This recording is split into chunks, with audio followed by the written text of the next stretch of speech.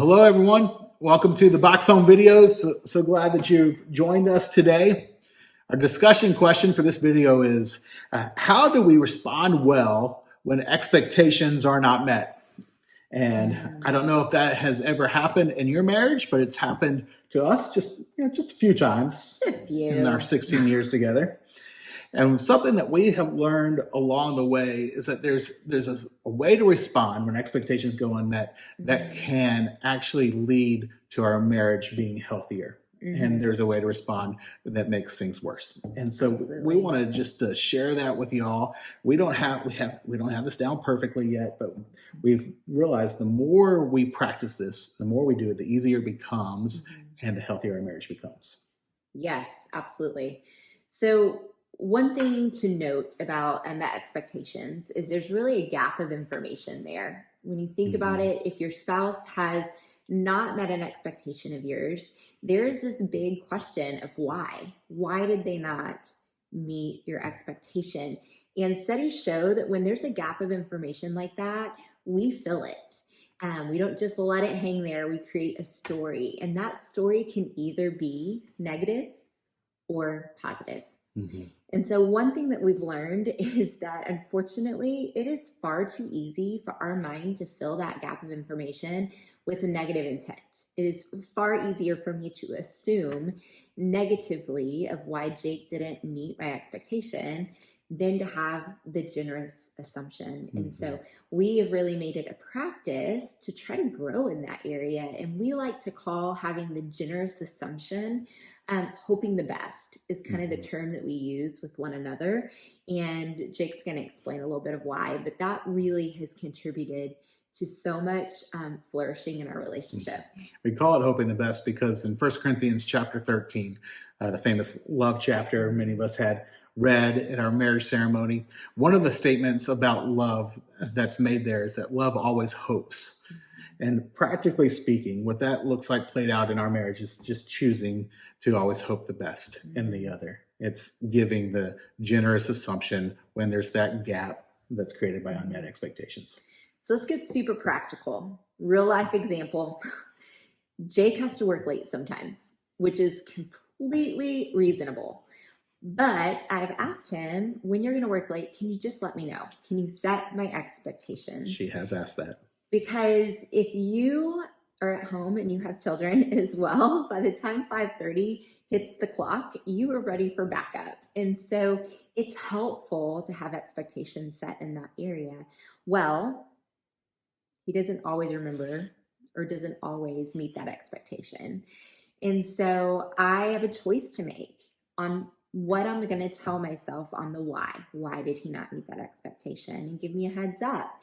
And so I can either assume that he cares more about his job than he does about me, and that he didn't respect me enough to hear me out when I asked him to give me a heads up. I can assume those things, and I can tell you what happens because that's happened before, is that I go passive aggressive. And so he'll get home, and instead of being met with an understanding wife, he is met with a wife that is very subtly but clearly making a point that I am not happy with him.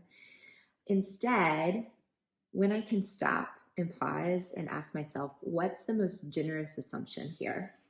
How can I hope the best in my spouse?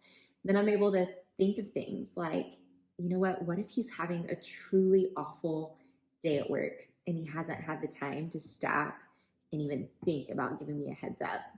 Or what if he's so wrapped up in a project that he's not even aware of the time? What if there are things that are going on in his world that have nothing to do with me on why he hasn't given me a heads up that he's working late? And when I can do that, when he comes home, I'm able to be compassionate and caring and warm and ask him thoughtful questions about his day and really genuinely care about his day instead of making it all about me. Here's the thing that we've realized, and I hate admitting to this, but whenever Krista doesn't meet one of my expectations, I am really quick to tie the reason for that to either her character or to her care for me. And I can say, man, she didn't meet this expectation because she's this kind of person or because she doesn't actually care about me. And that really impacts the way that I'm going to interact with her. Or I can give the generous assumption I can hope the best. And when I do that, I usually find that I'm tie the unmet expectation to something circumstantially going on in her life. And it's easy to do that, to be able to say, okay, oh, you know what? I bet she has had her hands full with the kids today or with her work or whatever circumstance that would have gotten in the way that had nothing to do with her character or nothing to do with her care for me. And whenever I understand that and I give that generous assumption, it does, just like Krista said, it changes the way that I interact with her. It helps me live out and helps Krista towards me live out what 1 Corinthians 13 also says about love, that love is patient and love is kind. Mm-hmm. When we are practicing love that always hopes, it helps us love each other in a patient and kind way. Mm-hmm. Now, here's the deal. We know that some of you may be in a really unhealthy space in your marriage right now.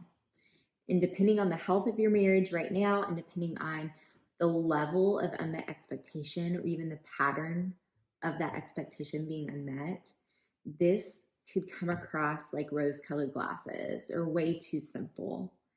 And I just want to say that I see you, I hear you. We have been in really hard spaces as well.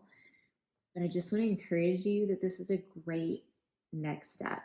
It's a great starting place when an expectation is unmet, just to choose to take a beat and to ask yourself, what's the most generous assumption here? Mm-hmm. And trust that it's going to soften your heart and trust that you can build a pattern of choosing that. And that it's really going to impact how you're relating to your spouse, which is super healthy. Mm-hmm.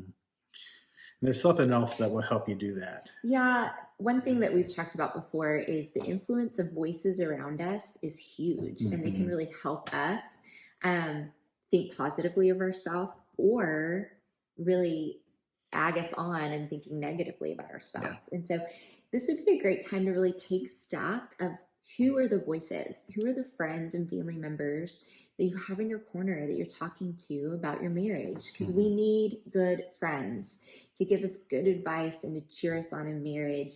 But we need to make sure that they're not just cheering you on and they're more for you than they're for your oneness in your marriage. And so making sure that you're even inviting them into you trying to grow in this area. You could simply say, hey, I recognize that I'm oftentimes assuming negative intent, and I'm going to practice thinking of the most generous assumption in my spouse. Can you help me do that? Can you hold me accountable to that?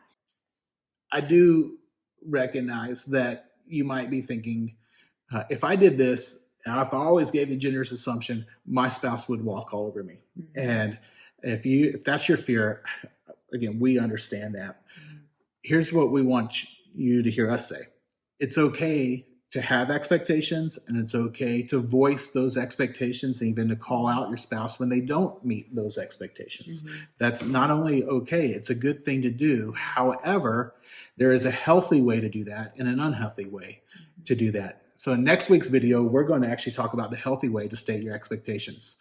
But until we get to that, we want to encourage you to practice this. Yeah. To begin with the thing that you can actually control, which is the story you're telling yourself for why your spouse has not met your expectation, and choose to give the most generous assumption, choose to hope the best. So the challenge, the assignment is the next time your spouse doesn't meet your expectation, choose to give the generous assumption.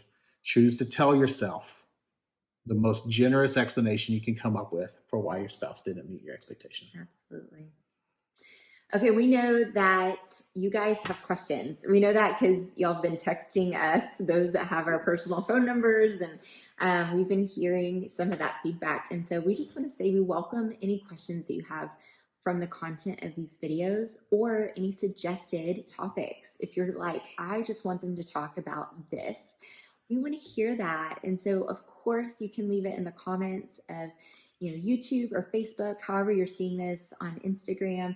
But you can also text us. And so I would just encourage you, text the phone number 512-851-1234. And let us know if you have a question or if you have a suggested topic, and know that we want to hear those. We may even do a frequently asked questions video coming up. So just let us know what those things are and know that we would love to hear from you. All right, friends. Thanks for joining us. We hope you have a great rest of your day. Take care. Bye.